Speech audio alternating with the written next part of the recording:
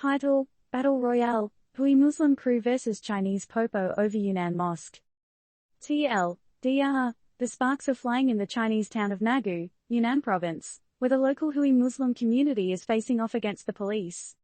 The bone of contention? The planned demo of part of a local mosque. Arrests have been made, shields have been raised, and the internet is having a bad day.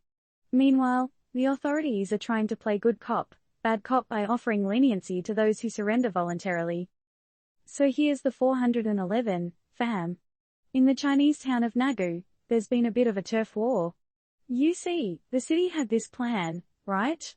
They wanted to demolish 4 minarets and the dome roof of the Yunnan Mosque, a place of worship that's kinda like home to the Hui Muslim squad. Who are the Hui, you ask? Well, they're a predominantly Muslim ethnic group who've been feeling the heat lately in the face of a widespread crackdown. Sounds stressful, huh? But here's where things get interesting. On Saturday, dozens of police officers, all decked out in riot gear, clashed with a crowd outside the mosque. Apparently, the crowd wasn't too pleased and started chucking objects at the police. Talk about a heated exchange. The cops responded by waving their truncheons and riot shields, trying to keep the crowd at bay. But the people? They weren't having any of it. Meanwhile, as all this drama was unfolding, the internet decided to take a nap. Yeah, you heard it right. Internet outages have been giving the townsfolk a serious case of FOMO.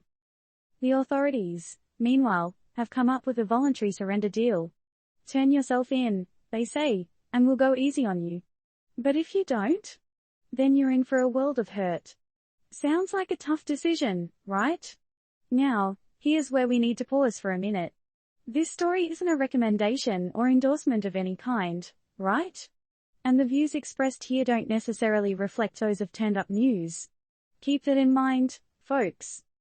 So, what's going to happen next in this clash of culture and authority?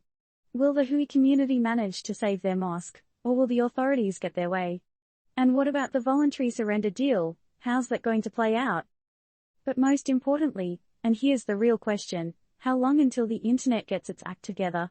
Because let's face it, a world without memes is no world at all, right? What are your thoughts? Is the preservation of cultural heritage more important than development? Or should there be a middle ground, where cultural values and growth can coexist? Tell us, folks, we're all ears.